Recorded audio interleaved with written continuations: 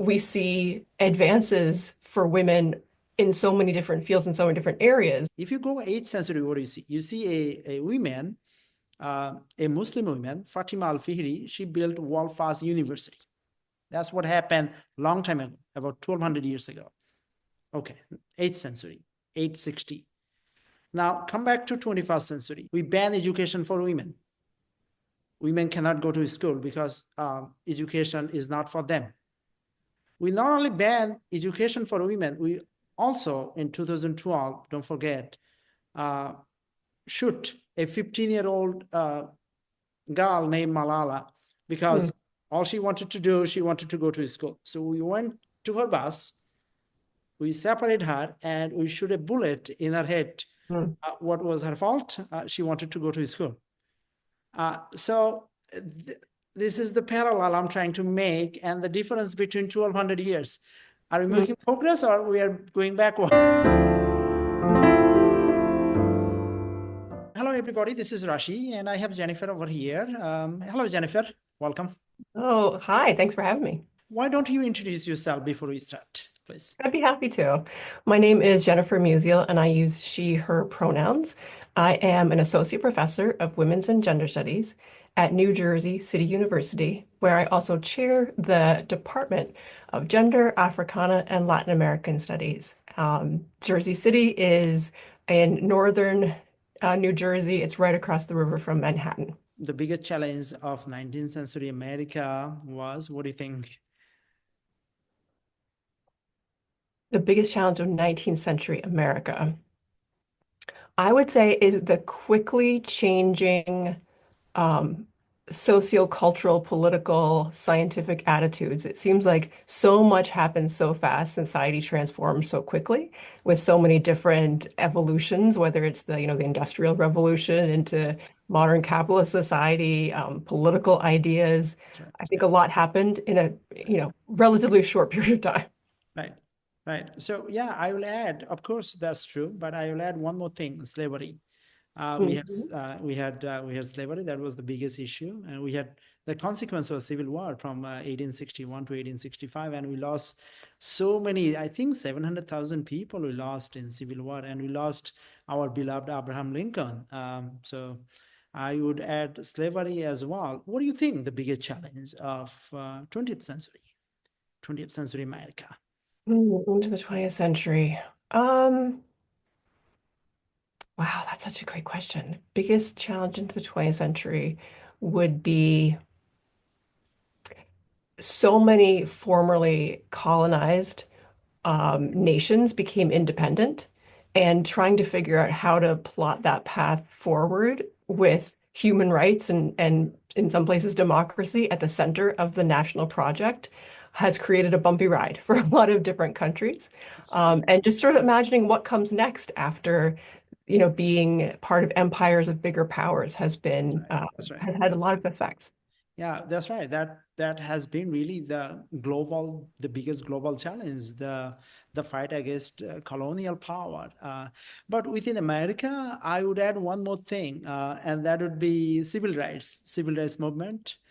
And the consequence was, well, we lost so many people, including our beloved Martin Luther King Jr.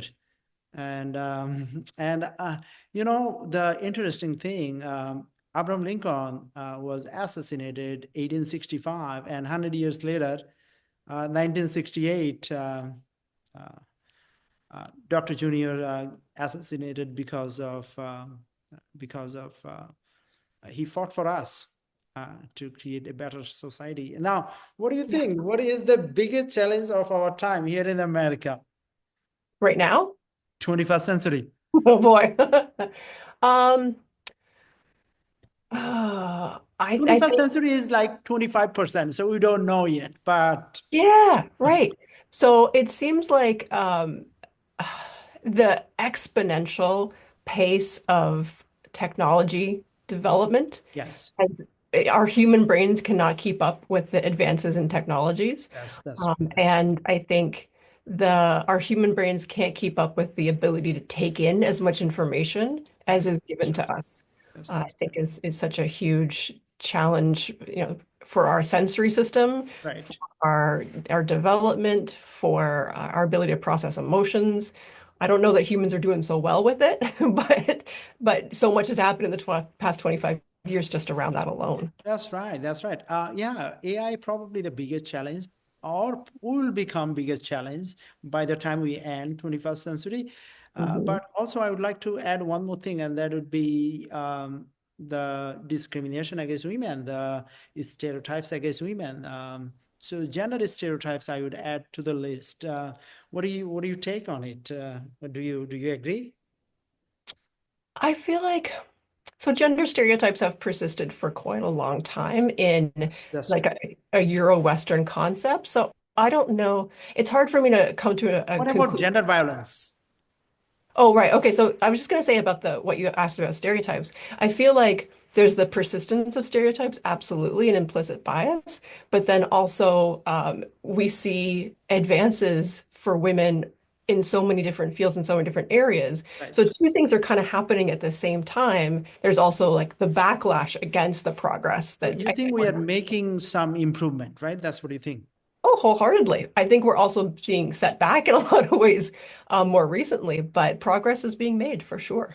Let's go to ninth century then, because I disagree with you that we are making progress.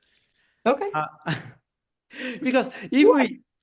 we think we are making progress and sit on the couch and watch TV, then we're probably not gonna change much. Okay, so let's go back to ninth century.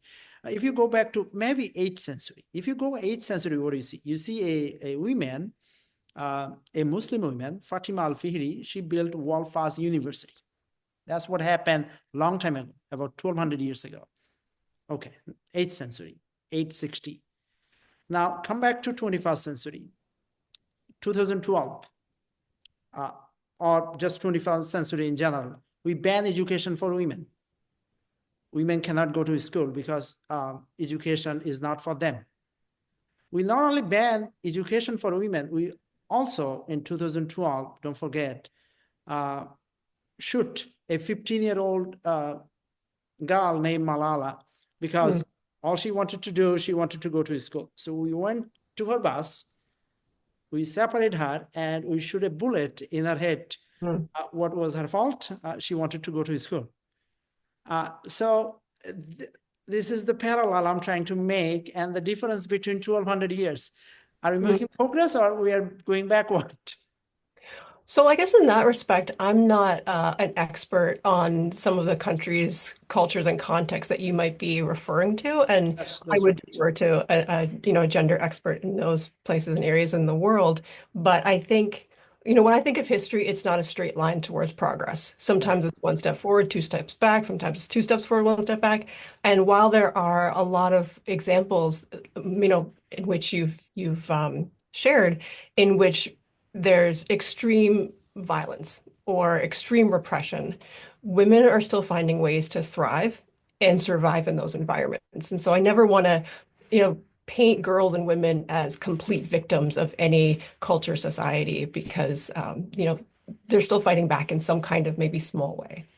This fight start. When do you think the women, girl or daughter, let's start very early as possible. When they start fighting, the fight start uh, when they are very young at the family, or when they start school, or when they go to law family, or when they go to workplace. When the fight really start.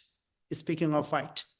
That's a hard question to answer because Um, I think, we certainly all can point to examples of really self-assured little girls, who know exactly who they are very early on Yes, absolutely. and Yeah. who in some cases maybe grew up in families or go to schools where that part of themselves is really tamped down and they're told that they're bossy or they shouldn't speak out or they're Right, right, punished in some kind of way for who they are. right, So I think, we see those like bright flames in a lot right, of girls. right, right. But then I think in other cases it takes longer for a girl or a woman to come into her own, sense of who she is and her own power, if you will, maybe, being encouraged by other people to speak up and take her place in leadership. So it's going to be different for everybody. I've seen examples of those early leaders who get burnt out by the time they get older because they're really the ones pushing the fight and with not a lot of support. And then you have the people who are the later bloomers who are going to like come into some kind of maybe political identity or consciousness or certainly passion as they get older. And maybe it's an issue that they haven't encountered yet. Like, a person can become really passionate about an issue when they become a mother, and all of a sudden they're seeing the world as a mother through their children's eyes, and they're passionate about what the future looks like. So it's going to be different for everybody. Yeah. So speaking of burning out, is because this fight is never ending, I guess. So they first realized that they had disagreement with their parent, and they contest the parental bias, I guess. Mhm, mhm. And then oppose gender expectation coming from their own sibling, their brothers, and then from teachers, and then from people in the law families, and then I guess workplace, and then I guess at later when they become old from their own children, I guess.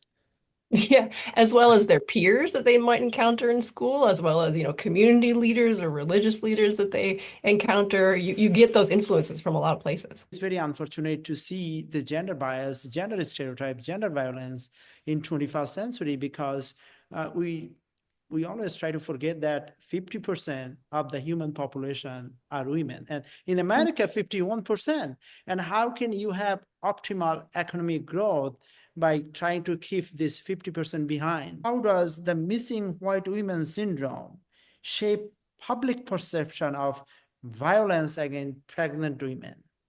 For sure. So this is part of what I research. Thank you so much for asking about it. No, this The- is very important. This is very important. Sometimes we just focus on, even media, even sometimes like the big people, we focus on uh, one thing and ignoring like many things.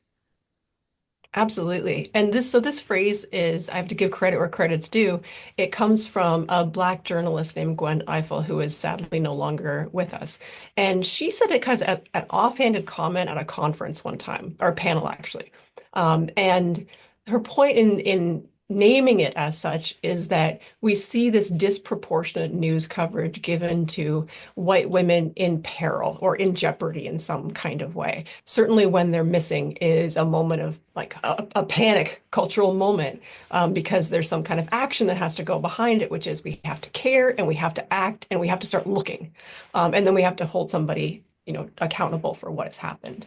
And so she pointed it out, and I want to also note another scholar named Danielle Slakoff, who has done a lot of quantitative research on this to see how it shows up in news media coverage, what kind of language is used when a white girl or a white woman goes missing, what kind of, yeah, what kind of like representation, language, conjurings come up when these stories are covered.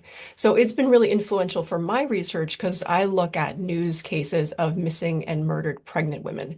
So of course it would have, a lot of parallel importance to when looking at pregnant women specifically. Would you be able to give me a famous example so our viewers would be able to make a parallel, make a comparison? Oh yeah, absolutely. So in the early 2000s, Lacey Peterson went missing, and she's I what think I one think she was pregnant, right? she was pregnant. Yep, She she was was seven pregnant. and a half months pregnant. Um, I she yeah, is known as one of the most famous missing pregnant women in the United States, or like in America. And 2002, I believe, 2002. I yeah, was yeah, 2002 to 2003, about that time, yes. And she got so much news coverage, 24-hour news networks. If we take our mind back to a time before Yeah, I social media. remember President Bush was in power. Yeah, I remember. Mhm. I was younger. Yeah. Yep. And so there were all sorts of CNN programs looking for her, poking holes in her husband's story. So much media coverage. And as we've seen since, now we've had multiple documentaries. There was a TV film about her, podcasts, aplenty about her case. She was certainly a conventionally pretty and attractive young white woman in California. She was a substitute teacher.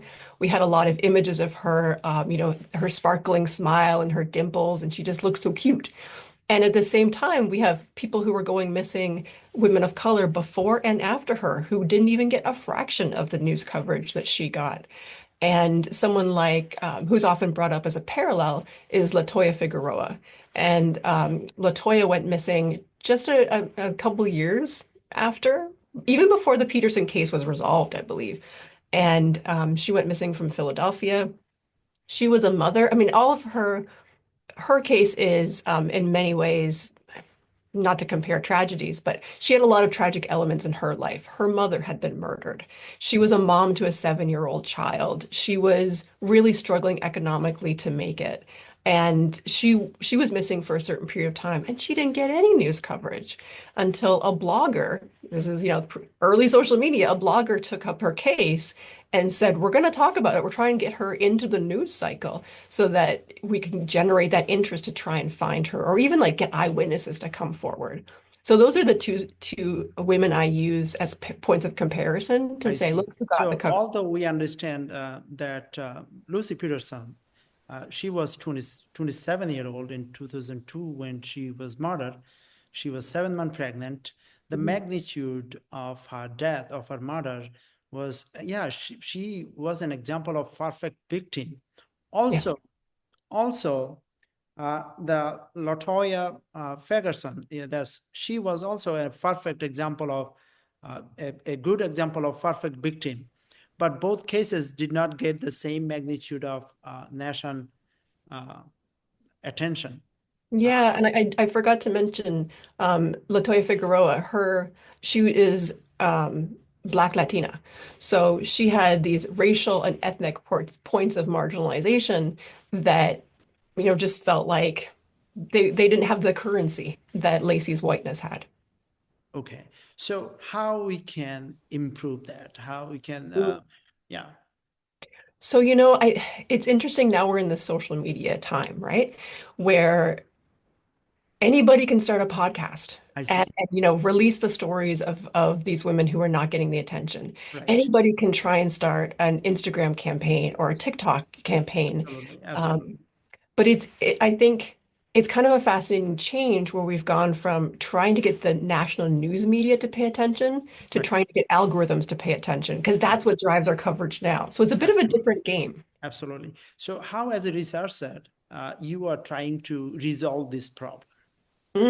Oh, okay. So I'm happy to tell you about a thing that I'm working on. I am working with two students at New Jersey City University. Currently, I worked with a previous student, so I want to share their names. So Taylor Corleon helped me to set up this project, and then Safa Mustafa is working on it currently, along with Tatiana Libros. And they are helping me design a digital humanities digital memorialization page. We've created a data set of about 250 names of pregnant women Mhm. who were murdered by someone through domestic violence. Most often, it's their current or former intimate partner. If in a few cases, we've seen like a cousin or a father, but it's most often their romantic partner. And our goal by the end of this calendar year for sure is to release that. So it will be like a memorial page where everybody is represented, everybody's story is told, and we're trying to tell it a little bit differently. When you look at something like a lot of memorialization pages, as well as the news media, they focus on the gory, gruesome details, and they heavily focus on the perpetrator. I've come across some stories where I learn about a case, but his name appears in the first couple paragraphs. Her name doesn't even appear until the third paragraphs. It's like she's the lesser important. And so we want to retell it through through the eyes of the people who loved and cared about them.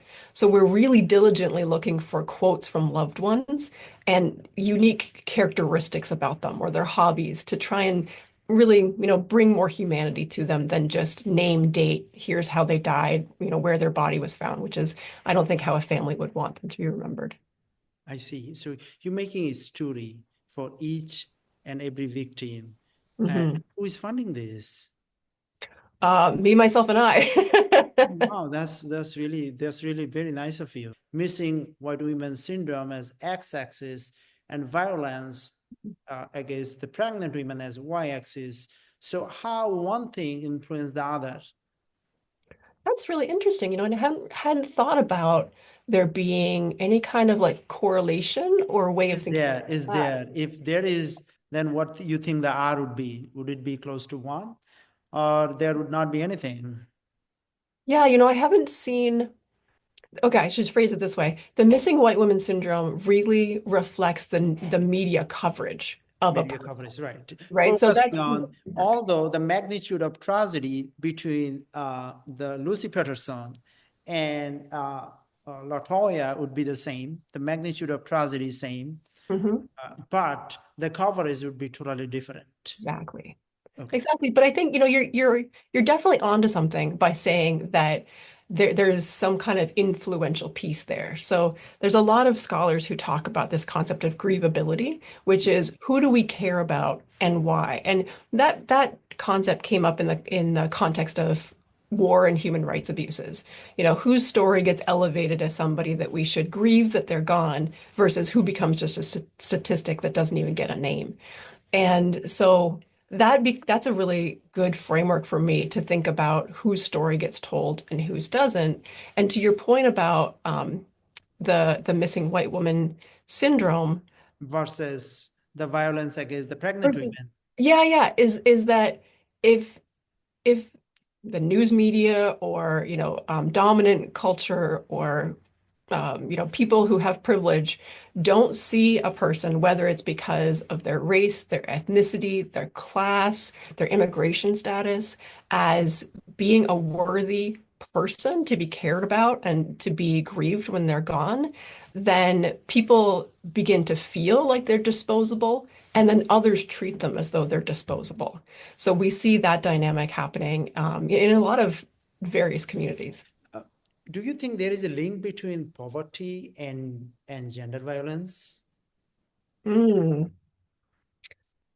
So I can only speak to this somewhat anecdotally, let's say based on these case studies, right? Right. That there are 250 case studies that have. 250 cases. So I would say, yes, there's definitely researchers who have shown, with respect to violence against pregnant people, that economically struggling leads one to become vulnerable to That's violence while they're pregnant. And that could be various different factors. That could be underemployment or unemployment, precarious housing, um, under education or low educational attainment, which is often a privilege for many. It could be food security, all kinds of different, aspects connected to economics will absolutely create a situation where one is vulnerable. And not that I ever want to let perpetrators off the hook or anything like that. But one thing that is seen in a lot of cases when we look at the thread of perpetrators is that a lot of times they will say that they killed their current or former partner because of um, economic anxiety. Like, I didn't know how I was going to provide for another child in the family. Or they were putting pressure on a woman to have an abortion because they didn't want to have to pay child support. And so the economics is a really key factor that I don't think we talk enough about. one causes the other. We don't know how strong the relationship is, but we kind of know that there is some relationship. It could be weak or it could be strong. Yeah, I think I wouldn't go as far to say that one causes the other, but I would certainly say it's a risk factor. It's a risk factor. Okay, all right. My next question would be: does gender bias affect all women equally, all type of women equally? Um, no, I wouldn't say that it does because, okay, now I had a quick answer, right? So I wouldn't say that it does because there are other factors that go into how a person is perceived. So it's so hard to isolate gender outside of other social identities like our race, ethnicity, class, sexuality, age, religion, citizenship, etc. All of those things kind of make up who a person is. And so it's very hard for me to just say gender bias affects all women the same because there are a lot of women who have privilege to navigate through biases or might have opportunities or might have mentors that other women don't because of their identities. And that's the heart of what we call intersectional analysis, is to truly like. That's right. Yeah, double jeopardy. Again, Mhm. the intersectionality. For example, a white woman, a black woman, and Muslim woman. So, for example, so a white woman, she will experience, I believe, uh, a gender stereotype. Mhm. Um, a black woman also will experience gender stereotype. A Muslim woman probably gonna experience more than gender stereotype. They will experience something more than gender stereotype. I don't know what is that be, but so they would not be the same, I guess. What is your take on it? Yeah, wholeheartedly. I think the legal case that served as one of the backgrounds for the theory of intersectionality that Kimberly Williams Crenshaw developed really highlights this. I was actually talking to my parents about this just last week, and they're like, "Oh, we get it," I see. because where she was looking at a case of discrimination at the Ford Motor Company, and she was like examining the cases of Black women who were Ford employees who came forward and said, there's discrimination happening at my workplace. Right. And then the courts looked at the case and they said, well, white women are doing pretty well at the company and Black men are doing pretty well at the company. So therefore, there can't be gender discrimination that's happening. But Right. as you said, the double jeopardy is that those women were experiencing both the forces of sexism and also the forces of racism.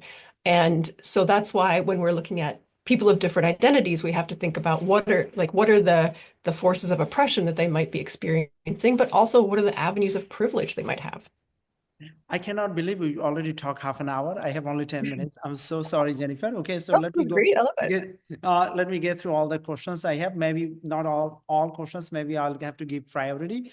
Um, has anyone ever told you that math would not be for you? Uh,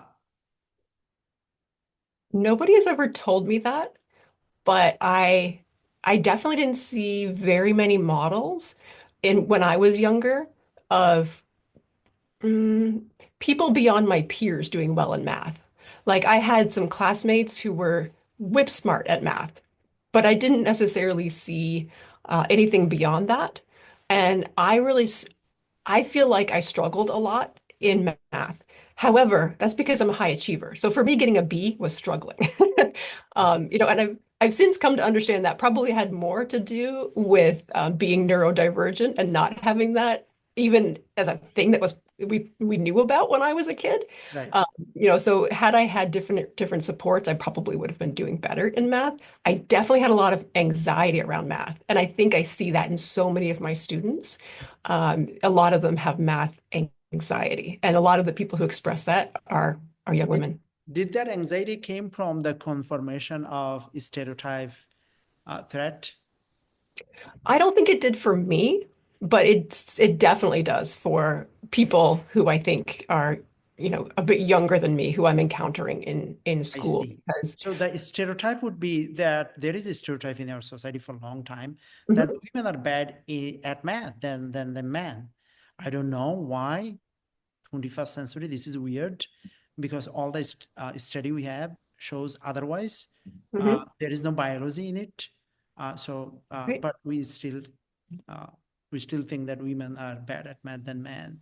And some women, when they accept this stereotype, then they perform not as good.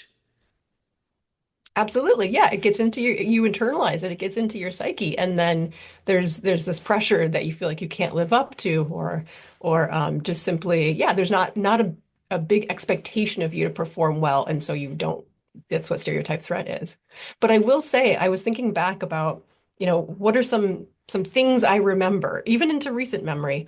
And I remember I'm gonna say at some point in like the 2010s, perhaps, seeing little girls' shirts that were like bad at math or like, something that proclaimed that we think this is cute, whereas little boys' shirts were like great at math or something like that. And I think that's changed. I think now there's a better awareness, a lot more.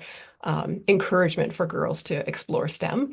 But I will also say recently, if we think about the TikTok trend of 2023, girl math, quote unquote, right? Which Mhm. is like it used to describe people having poor financial habits because they like just don't know how to do math. I see. Um, it's 2023. It's not that long ago that we're making fun of women for not knowing how to do math. So, so how we can end this stereotype that there is no difference between men and women in terms of ability, in terms of biology, in terms of everything. This is just due to social discrimination. How we can end it? I think there's so many ways and so many avenues. If we go back to the idea of early childhood, Right. that's where we have the influence of parents and peers and family and community. But I think about how people are encouraged to play when they're younger. I see. Are girls given the ability to explore their bodies? Like, how do we learn about physics as a child? Sometimes it's how you move your body and, can you push this with Absolutely. enough That's all force? physics And is, right? Dancing is a physics. Yeah, yeah, absolutely. yeah.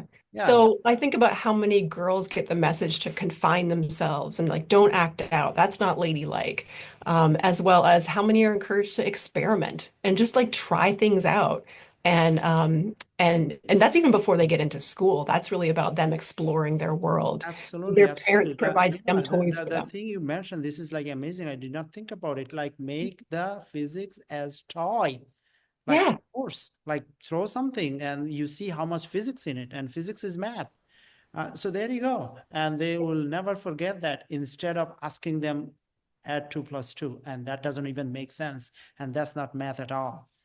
So You know, the I read somewhere that even as young as the first grade, young girls are coming in with this assumption that they're not good at math. And I think about my nephew who is 5 and he's in kindergarten, and he's doing simple adding and subtracting. So if you think about like what a first grader is exposed to in terms of math, it's very simple math. But for heaven's sakes, how they have that stereotype that young when they're just learning addition and subtraction is just wild to me. and this stereotype, unfortunately, they go bigger and bigger and bigger as they grow older and older and older, and that kind of never-ending cycle. Absolutely. Yes. Actually there's an experiment that I show my students. And talking to scientists and calling it an experiment is maybe loose because it was No, done no, by you are not talking to a scientist. No, no. but they put children in different gendered clothing. So they put, if I'm only looking at girls and boys as a gender binary, they put girls into boys' clothes and boys into girls' clothes, and they gave them gendered names that were different from their own. And they watched how like preschool teachers engaged with them. And it showed that the teachers would give the boys the trucks and they would give the girls the dolls or like who they perceived as the girls and the boys. So Yeah, it's so young that the kids are being kind of pushed into these lanes, unfortunately. very unfortunate. You want to add some last word? Okay, so I do. There was one other thing that I wanted to share with you about like what can be done. And I think it's about, I think there's a lot of focus in education on having posters in the classroom of role models of, women who are succeeding in STEM. And that's amazing. We definitely should encourage that. Some textbooks that have people of all genders engaging in experiments and in math problems, and that's Yes. wonderful, and we should keep that. I have Catherine Johnson over here. And I tell my student when we celebrate Catherine Johnson, we celebrate math, we celebrate man landing on the moon on 20th of July, 1969. We celebrate Black History Month, we celebrate Women History Month. Yeah, I have Catherine Johnson. But I think the other piece of that too is to think about community role modeling. So we have successes of women in various STEM places. Like, who's your pediatrician? Is it a woman doctor that is your That's right. pediatrician? A Yes, tax accountant, that's right. a high school chemistry teacher. Those are Absolutely. the people who maybe students can look to and be like, oh, I can be like that because maybe Katherine Johnson, is a really high bar. Yes. And someone they cannot see, they cannot touch. Right. Yeah, that's really important. Yeah. Thank you, Yeah. Jennifer. Thank you so much. This was wonderful. Thank you. Take care. I'll see Take you. care. I'll see you again.